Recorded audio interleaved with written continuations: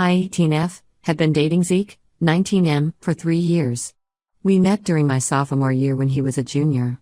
It was at a football game. I was there supporting my friend who was a cheerleader, and Zeke was the star quarterback. He seemed different from the typical popular athlete. He was sweet, opened doors for me, and actually listened when I talked about my interests in art and photography. Our relationship started amazing. Zeke would drive me to school, we'd study together, and he'd come to all my art shows even though he didn't understand much about art. His family welcomed me too. His mom, Rebecca, 45F, always invited me for Sunday dinners and taught me to cook Zeke's favorite meals. His dad, Robert, 47M, is a prominent local businessman who loves talking about how family values made America great. The clothing issues started small, so small I barely noticed at first. 6 months into our relationship, I wore a sundress to a school picnic. Zeke seemed off all day. Later he said he didn't like how other guys were looking at me. I thought it was sweet that he was protective. When he suggested I wear something less revealing next time, I agreed because I wanted to make him happy. Things escalated gradually. He'd make comments about my shorts being too short or my tops being too low cut. If I wore something he didn't approve of, he'd give me his jacket or sweater to cover up. His mom, Rebecca, would praise him for taking care of my modesty and tell me how lucky I was to have such a caring boyfriend. Zeke's sister, Amy, 22F, used to live at home but moved across the country for college 3 years ago. She visits maybe once a year and always seems tense around their parents. I remember one Christmas dinner where she showed up in a dress that Rebecca deemed inappropriate. There was a huge fight, and Amy left early. Zeke sided with his parents and said Amy was being disrespectful. My best friend Lisa, 18F, noticed the control issues before I did. She pointed out how I stopped wearing my favorite clothes and started dressing more conservatively. I brushed her off, saying I just matured and my style changed naturally. But Lisa kept bringing up more examples, how I always text Zeke pictures of my outfits before going anywhere without him, how I pack different clothes when visiting my cousins because Zeke won't see me anyway. Last week was my 18th birthday. Zeke had an away game in another state, so I planned a small party at my house. Lisa helped me get ready and convinced me to wear this black dress I bought months ago but never had the courage to wear. It wasn't even that revealing, it hit just above my knees and had thin straps. But it was fitted and made me feel beautiful for the first time in ages. The party was small, just 15 friends including a few guys from our friend group who I've known since middle school. We played board games, had cake, and just hung out in my backyard. Lisa took some pictures and posted them on her Instagram story. Looking back, I knew deep down Zeke might see them, but part of me wanted to feel normal for once. About an hour into the party, Zeke called. He started casual, asking about the party and my birthday wishes. Then his voice changed. He brought up the dress, saying he saw it on Lisa's story. I tried explaining it wasn't that short, but he cut me off. He said I knew exactly how he felt about dresses like that and suggested I should put on a jacket. That's when something in me snapped. I told him the world doesn't revolve around him and it's just a dress. He shot back saying I looked like a stripper and was probably enjoying all the attention from other guys. In 3 years, he'd never spoken to me like that. The argument was brief because I wanted to get back to my friends and he had team commitments, but his words kept echoing in my head. 2 things are really bothering me. First, I purposely chose to wear this dress when Zeke was away because I knew he wouldn't approve. Was that deceptive of me? Second, Zeke later found out through someone's social media that there were guys at the party. He hadn't known that before and it made him even angrier. Yesterday, Rebecca called me. She said I should be more considerate of Zeke's feelings and that proper girls don't wear revealing clothes around other men when they're in a relationship. She brought up Amy as an example of what happens when girls don't respect family values, alone and struggling in a big city, although Amy actually has a successful career in tech. Zeke's coming back tomorrow and we've barely spoken except for occasional cold texts. My friends are divided. Lisa and a few others think this controlling behavior is a huge red flag and will only get worse. They pointed out how I've changed over the years, becoming quieter and always checking with Zeke before making any decisions. But some friends think I should have respected Zeke's wishes since I knew how he felt. They say relationships require compromise, and if this is his only flaw, I should work with it. My parents noticed the changes in my wardrobe too, but they never said anything because Zeke is otherwise respectful and comes from a good family. I keep looking at that dress hanging in my closet. For one night, I felt like myself again, the girl who used to confidently wear what she wanted before every clothing choice became a source of anxiety. But now I'm wondering if I'm the asshole for deliberately wearing something I knew Zeke wouldn't approve of just because he wasn't around to see it. Am I wrong for wanting to dress how I want? Should I have been more considerate of his feelings since I know how he feels about certain clothes? I honestly don't know anymore. Update 1: Things got much worse after Zeke returned from his game. For the first 3 days, he barely spoke to me at school. He'd walk past my locker without stopping, something he'd never done before. When I tried sitting with him at lunch, he made excuses about needing to discuss game strategies with his teammates. The tension finally broke last Friday. I was at his house for our usual movie night, though it didn't feel usual at all.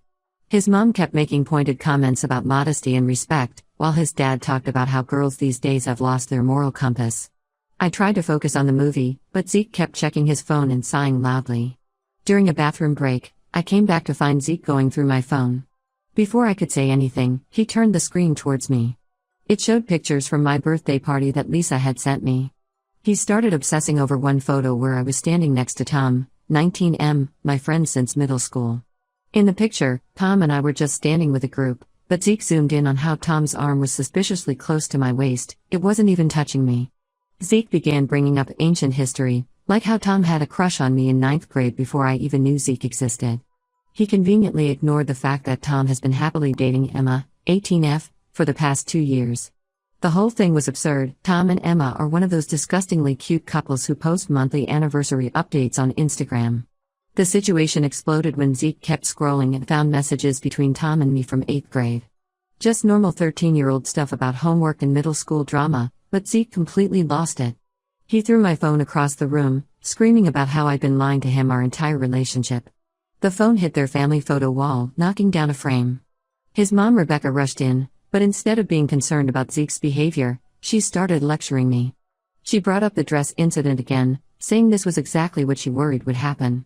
She talked about how she'd tried so hard to guide me toward being a proper girlfriend, but I was determined to humiliate her son. All while my phone lay there with a cracked screen, and Zeke stood breathing heavily like he might throw something else. I grabbed my phone and left in tears. Zeke's sister Amy called me later that night. Apparently, Rebecca had called her complaining about how I was corrupting Zeke. Amy told me something I never knew: she moved across the country not just for college, but to escape their controlling behavior. Their dad used to check her phone every night and had a tracker app installed. If she wore anything they deemed inappropriate, they'd ground her and threaten to pull her college fund. The next day, Zeke started love-bombing me with texts. He apologized for throwing my phone but said he only acted that way because he loves me so much. He sent me links to phone repair shops, offering to pay for the damage. But mixed in with the apologies were demands. He wants me to cut contact with Tom and any other male friends to prove my commitment to our relationship. His dad Robert called my parents for a family meeting to discuss the situation. He spoke about how Zeke and I have been together for so long, how we shouldn't throw away 3 years over a small disagreement about appropriate boundaries. My mom seemed swayed by his arguments about young love and how all couples face challenges. But my dad, who's usually quiet about my relationship, looked worried the whole time. Lisa showed me more messages from Amy later. Apparently, Zeke used to defend Amy when their parents were too controlling, but he gradually started adopting their behavior. Amy said he went from being her protective little brother to another person policing her life.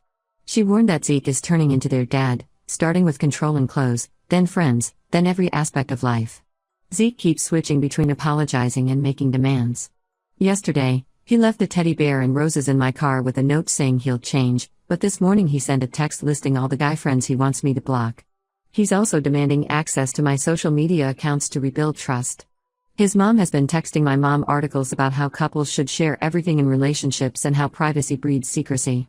She even suggested I change my college plans to follow Zeke to his college next year, saying long-distance relationships lead to temptation. I haven't officially ended things yet. Part of me remembers the sweet guy who used to bring me soup when I was sick and wrote me poems on our anniversaries. But when I look at my cracked phone screen or think about his hands throwing it, I feel scared. Not just of his anger, but of becoming the quiet, controlled person he and his family want me to be. Lisa and my other close friends are practically begging me to end it. They say they miss the old me, the one who laughed loudly and didn't check her phone every 5 minutes to report her location. Even Tom and Emma, who used to double date with us, say they've been worried about Zeke's behavior for months but didn't know how to bring it up. I'm not sure what I'm going to do, but I know I can't keep living like this, walking on eggshells and second-guessing every decision. The dress incident was just the trigger that exposed much deeper issues. Update 2: I discovered something that turned my whole world upside down. After my last update, I was still trying to process Zeke's controlling behavior when Emma, Tom's girlfriend, reached out to me. She was crying on the phone, saying she had something important to show me. We met at a local coffee shop, and she showed me her phone. She had screenshots of conversations between Zeke and a girl named Rachel, 18F, from his team's cheerleading squad. The messages went back months, all during his away games. At first, I couldn't believe what I was reading. There were pictures of them together at parties, messages about their hookups, and worst of all, conversations about me. Zeke complained to Rachel about how I dressed too conservatively and how it embarrasses him in front of his teammates. He called me his prude girlfriend and joked about how he had me wrapped around his finger. There were messages where he bragged about making me change clothes or cancel plans with friends. Rachel would laugh along, sending him selfies and revealing outfits and calling me pathetic. The hypocrisy hit me hard. All those times he shamed me about my clothes, made me feel guilty about talking to male friends. He was pursuing someone who dressed exactly how he told me not to. There were even messages from the night of my birthday party. While he was calling me a stripper for wearing a knee-length dress, he was sending flirty texts to Rachel about her cheerleading uniform. I confronted Zeke with the screenshots. His reaction was even worse than I expected. Instead of denying it or apologizing, he tried to blame me. He said if I had been more fun and understanding of his needs, he wouldn't have had to look elsewhere. When I brought up his double standards about clothing, he said it was different because Rachel knows how to dress sexy without looking cheap. His mom Rebecca somehow got involved again. She showed up at my house uninvited, defending Zeke's behavior. She actually said that boys will be boys and I should have tried harder to keep him interested. She suggested that if I had listened to her advice about dressing more modestly in public but differently in private for Zeke, he wouldn't have strayed. I couldn't take it anymore. Lisa and I drove to his college campus to get the full story. We found Rachel at cheerleading practice. When she saw us, she broke down crying. Turns out Zeke told her we broke up months ago. He fed her stories about how I was his controlling ex who wouldn't let him move on. She had no idea we were still together. Rachel showed us more messages where Zeke detailed his manipulation tactics. He admitted the controlling behavior was an act to keep me insecure while he did whatever he wanted. He told Rachel he learned it from watching his dad control his mom and sister. There were messages where he bragged about making me think I was crazy for suspecting him of lying. The final straw was finding out he used the same manipulation on Rachel. He would critique her outfits too, but in reverse, saying she should show more skin, wear tighter clothes. He had both of us trapped in different versions of his control games. Emma told me she found out because Rachel started dating one of her cousins after thinking Zeke was single. They pieced the story together during a family gathering. Both girls came forward on social media about Zeke's manipulation, and more girls started sharing similar stories. Zeke's sister Amy called me again after seeing the social media posts. She wasn't surprised. Apparently, their dad did the same thing to their mom years ago, and their mom chose to stay and accept it as normal male behavior. Amy thinks Zeke learned early that he could control women by playing with their insecurities. I feel stupid for not seeing it sooner, for letting him make me doubt myself for so long. But mostly, I'm angry. Angry that while I was agonizing over his feelings and trying to be a good girlfriend, he was turning my insecurities into a game. Every time he made me change clothes or delete a social media post, he was laughing about it with Rachel. His family is still trying to minimize the situation. His dad called it a youthful indiscretion, and his mom keeps saying all couples have problems like this. They're more worried about the social media scandal affecting Zeke's sports career than about what he did to me and Rachel. For now, I'm trying to process everything. Rachel and I have actually talked a lot, sharing stories and realizing how similar his tactics were with both of us. She's been helping me see that none of this was my fault. We were both just pawns in his control game. Update 3: I'm writing this final update because a lot has happened, and I want to give closure to everyone who supported me. After everything came out about Zeke and Rachel, things got complicated in ways I never expected.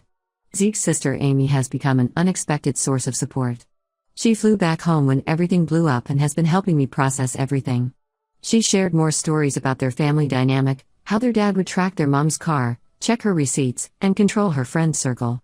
Amy said watching me go through the same pattern with Zeke was like seeing history repeat itself. Zeke didn't take the breakup well. He started showing up at my house every morning before school. When my parents threatened to call the police, he switched to sending his friends to talk sense into me. His mom Rebecca tried different tactics, first guilt tripping, then threats about how I was ruining Zeke's future sports career with these false allegations. Things got worse at college. Zeke started spreading rumors that I had been cheating on him with Tom all along. Some people actually believed him, especially his teammates. But then something unexpected happened. Rachel and Emma both stood up for me. They shared screenshots of Zeke's messages in our college's social media groups.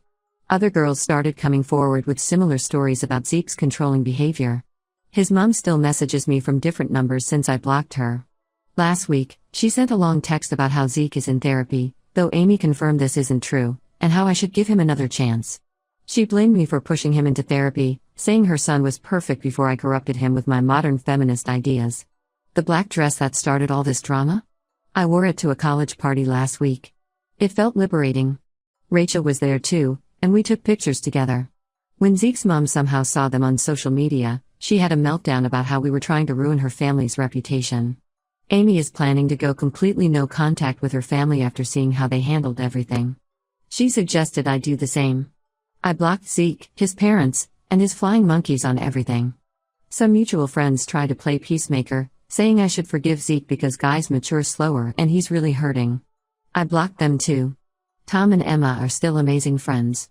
Tom apologized for not speaking up sooner about Zeke's behavior, but honestly, I probably wouldn't have listened back then. Rachel and I have actually become friends. We're both in a support group with other girls who've dealt with controlling relationships. The most surprising development was my dad. He finally told me that he never liked Zeke but stayed quiet because he was afraid of pushing me away by criticizing him. He's been extra supportive lately, even helped me file a restraining order when Zeke wouldn't stop showing up. I'm focusing on college now and rediscovering who I am without Zeke's influence. I'm wearing what I want, hanging out with who I want, and slowly learning to trust my judgment again. Lisa says I laugh more now, and I've started doing photography again, something I gave up because Zeke said it took too much time away from him. Sometimes I still get angry thinking about those 3 years, but mostly I'm grateful I got out before things got worse. Amy tells me their mom is still with their dad after 25 years of the same controlling behavior. That could have been my future. To everyone who told me to run in my first post, thank you. You saw what I couldn't see then. I'm not just free of Zeke, I'm free of constantly doubting myself.